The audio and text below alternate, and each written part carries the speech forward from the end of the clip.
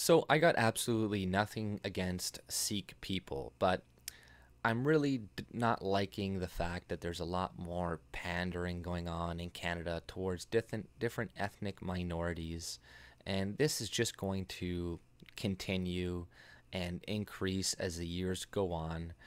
And recently in Manitoba, they passed an act, the Sikh Heritage Month Act. So now we have to every April, talk about Sikhs and their contributions to Canada and Manitoba, and I don't know, making it the place it is today. When in reality, no, Canada is the way it is because of white Canadians, white Europeans, not because of 6 or 7 Asians and 6 or 7 black people and 4 or 5 Sikhs and 2 Muslims that were living here during the foundation, or not even the foundation, but like 100 years ago, or whatever.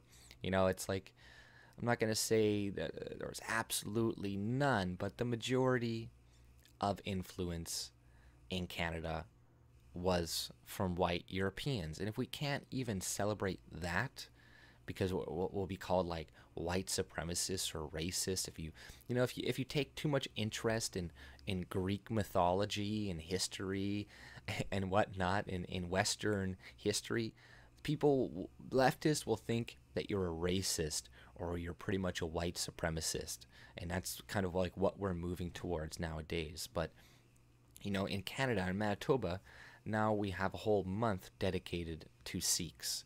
And I saw this article come out from CBC talking about it.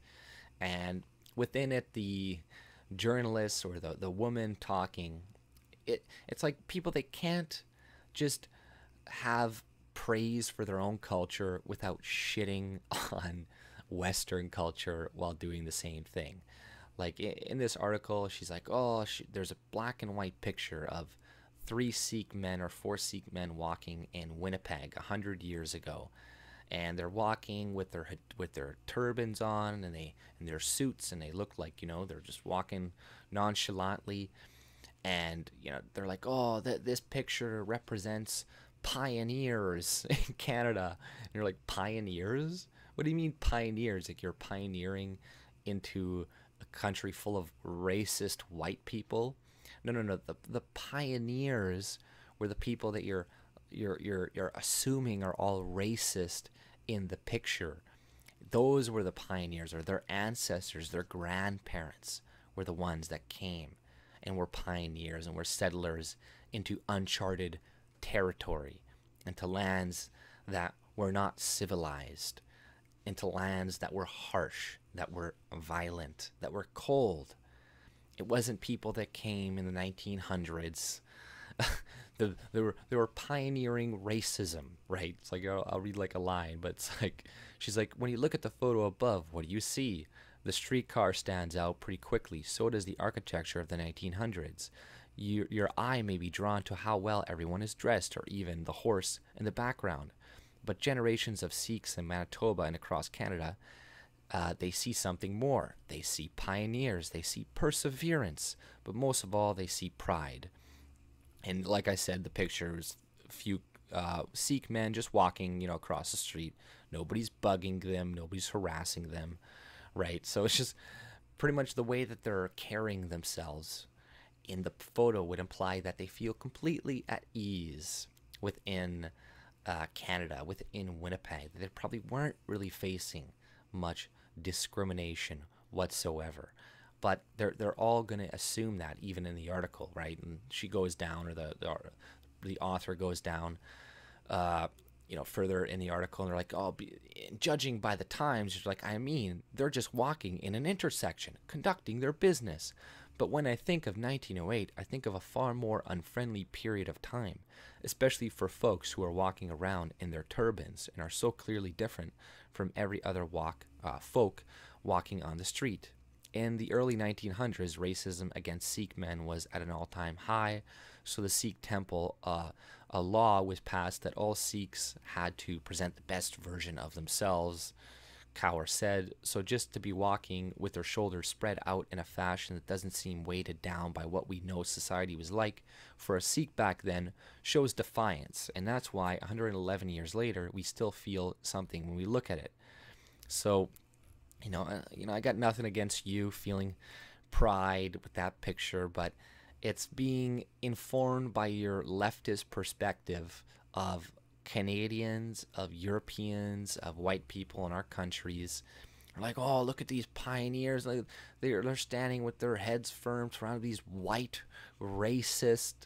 It's like, fuck you. Honestly, fuck you. Can you just support your own people without shitting on other people and assuming the worst of them? They're like, oh, the racism against Sikhs was so high back then. Well, was it high in Winnipeg? Did you talk about Winnipeg? Did you say it was high in Winnipeg? No, you didn't. You're just kind of like lumping it all together. Just so we assume that by reading the article, we're like, oh, there must have been high rates of racism against Sikhs in Winnipeg. But no, there isn't. But we're just going to assume that with the way that you wrote it, and they do that on purpose. But just more, I don't know. And like I said, I don't care if people care about their culture, want to promote their culture, but it's not good when it's happening in our countries. And how many months are there in a year? 12? So how many more groups are we going to be giving out these months to? All right, okay, it's Sikh this month. Who's next? Is it going to be, we're going to have a Hispanic Heritage Month? I think we probably already do have one. We got a Black Heritage Month for some fucking reason. And we got all these different heritage months. And it's like, oh, well, you can't have a white one or this one because, all the rest of the year is your month and your year. So this is for us. This is for our people. It's like, no, it's just more of a foreshadowing of our eventual demise in our own countries, and how we are going to be minorities in our own countries. And it's just more foreshadowing of how the political system and landscape will look in the future. There's going to be all these different groups fighting for their month, and then soon you're going to have to like split months in two and give it between two different groups. And then whoever that's going to be, they're going to be pissed off. And oh, we're obviously picked to split our month first because you're racist. Even America, the black people, they complain about February being the Black History Month because it's the shortest month of the year or whatever. It's like, of course it's February. It's like, oh my God, fuck this stupid identity politics shit, right? And not to say that identity politics is always bad to play, in a sense. Like, sometimes you need to fight for your group. Sometimes you need to call out things that are happening specifically to your segment of the population, because sometimes it is only happening to your segment of the population. But the identity politics that I have more of an issue with is the ones that we see going on right now in Canada and Western countries, where it's just a bunch of multi-ethnic groups coming together in one place, and then you got politicians pandering to them, then you got other people pandering to them, saying, well, I'm going to give you this, well, I'm going to name a park after you, well, I'm going to, or we're going to have a whole month for Sikhs and that, and I'm going to be the party that puts it through government. Like, I think this was just an act that was passed in Manitoba, so that would be by, the conservative government, so they're trying to get the Sikhs on their side early on. It's like, hey, come, hey guys, we got your back, we made a whole month for you guys, like, you're not going to repay us. But this is how democracies function in a multi-ethnic country. If you want the democracy to function, which they really don't, even in homogenous countries, it would have to be more homogenous, because at least people, they feel connected somewhat to one another through history, through culture, through race, through genes. But when you get a bunch of different cultures in one place that don't have these same connections, then they're not going to care about each other and just going to fight as hard for their own group as possible, which you would expect them to do, right? We're not going to get people to put this aside and just think of all humans as equal and all that. The only people who really do that are white people naively. And it's like, it's kind of okay, it's good in a sense to think of people like that, but we got to be intelligent and understand that nobody else thinks like that. So if you're the only person thinking like, oh, you know, it's just open borders, they're gonna think of all us as Americans and stuff, it's like, you know, you got another thing coming. No, they're gonna retain their culture, just like the Sikhs people here are never going to integrate, just like the Muslims are never going to integrate. They're never going to become like a Canadian like you or me, or how all the Europeans integrated with each other in America or Canada. We're all pretty much hybrid Europeans now, but we had similar cultures, somewhat almost indistinguishable from each other at times. And that's why we're able to mingle and intermingle and not have these huge conflicts. But increasingly, that's not going to be the case in the future. And even with cultures that are similar, there's still problems. You know, you still have Germans who came here and they weren't really anglicized per se, and they went and they lived in their own communities, Mennonite communities surrounded by Germans. You know, you have French people, they go in Manitoba here, they go to a bunch of little French towns, St. Anne, St. Lazare, Saint this, you know, clearly Catholic, but they all keep to themselves, even if we're all white and stuff. The French keep to the French, the English keep to the English, and this is hundreds of years later. Look at Quebec and the rest of Canada, right?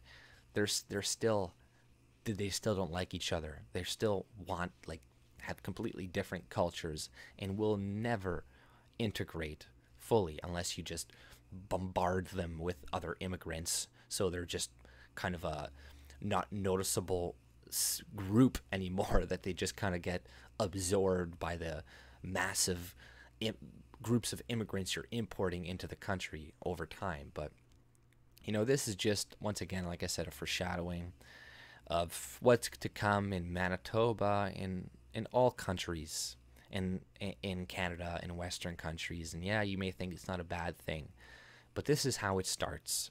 You know, it's a slippery slope.